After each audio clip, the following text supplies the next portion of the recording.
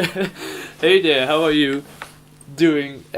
Today I will show you how to play Lonely Blue by Krule. This song was requested by all these people. Thank you all so much for your comments. First, I want to give a huge thank you to Rafaj. I'm sorry I probably mispronounced it, but still thank you so much for your donation. It really means a lot that you support me in this way. I'm going to show you how to play the song, of course. I will first show you how to play the chords, then I will also explain some difficult parts, also how to play some chords differently, and also the strumming pattern. So if you have a bit trouble with playing the song, definitely watch those parts as well if you'd like. And yeah, that's really what I will be doing in this video. Thank you so much for all the support. Feel free to suggest a new song. Don't forget to subscribe first. Yeah, thank you so much for watching so far. Also, check out all my social media stuff if you'd like in the description. And I hope to see you after I played the song. So you don't have to use a capo, there's no weird tuning, it's just in standard tuning, so we can go directly into the song.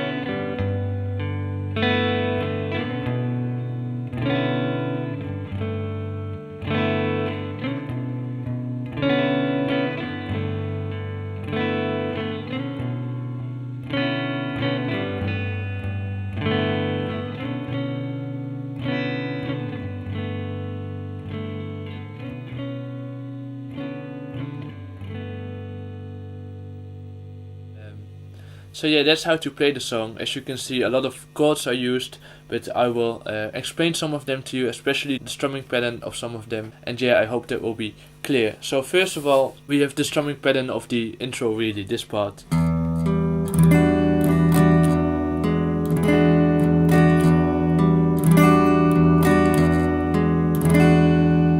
Basically what you're gonna do, every time you play this chord, really, the E minor 9 or the E9, you have to first play the open E string and then play the D string, whichever chord you're using, and then the full chord, so.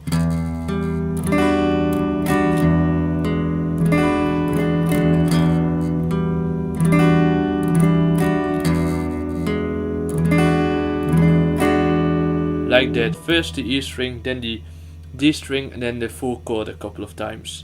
And that's really how to play those chords. Then the strumming pattern overall isn't too difficult, because most of the time it's single strums, but he sometimes picks a few notes out of each chord, so I will explain that to you as well. For example, this part.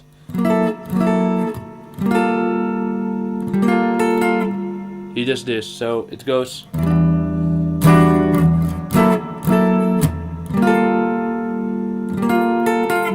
First what you gotta do is basically play this full chord, and then the full chord again, and then the bottom two notes, so like this.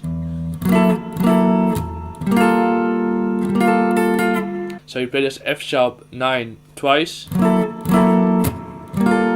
and then this G minor 9 you do like this. And then he does the same thing with the G major 7 like this, so.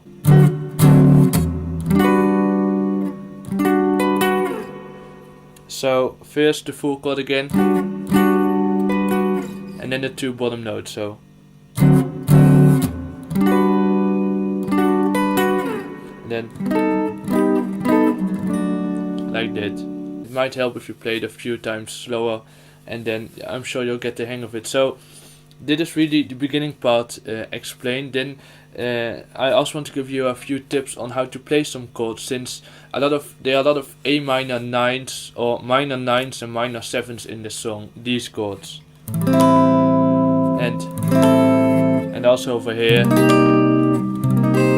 He uses them a lot in a lot of songs, but also in this one. And you can play this 7, this minor 7, in a lot of different ways. Yeah, you can also see me do it in a lot of different ways in the full cover I just did. But yeah, basically you can play the minor 7s and minor 9s like this. But you can also use your thumb, which I like a lot. Like that. And you can also even do it like this. That's the way King Krule does it. But as you can hear, all the chords sound exactly the same. It's just played a different finger positioning really, but the chords sound exactly alike. So the way you play these minor 7s and minor 9s is totally up to you. Just do whatever is most easiest for you or what you prefer. So that's a small tip I wanted to give you. Oh, and also sometimes this minor 7 is played like this. Or so then you can use your thumb for the bass as well. Then there's also a part of the song I would like to explain a bit. It's this part.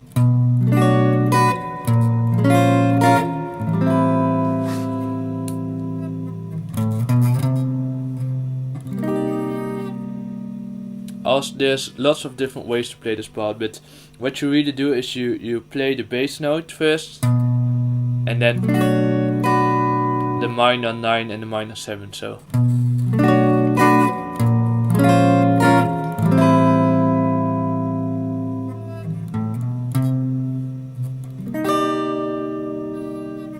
Yeah, but what I want to say is that this part,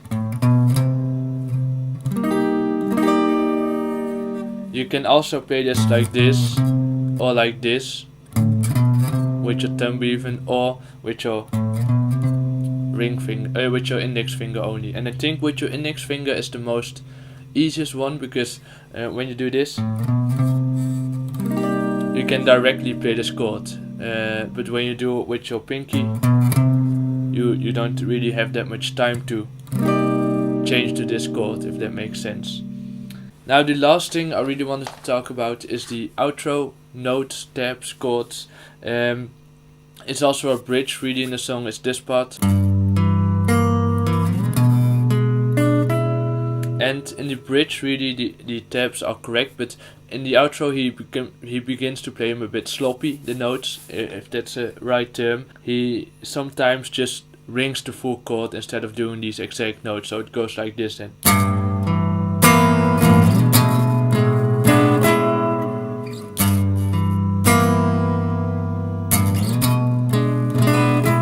As you can see, he still plays this, but instead of doing these exact notes, he just rings out the chord a few times, and it also changes from time to time the exact strumming pattern, so you can just get creative with that, just play the notes a bit sloppy, I think. So it's really the thing that you just have to play them like you have no idea what you're doing. I think that's the best way to get the exact sound. Not that King Krule doesn't know what he's doing, but I mean that it gets this, by playing it sloppy, it gives us this rough and more dramatic sound really, that King Krule creates so finely. Yeah, that's what I wanted to give as a tip as well. And also at the very end, at the very outro, the outro of the outro, he plays chords like this,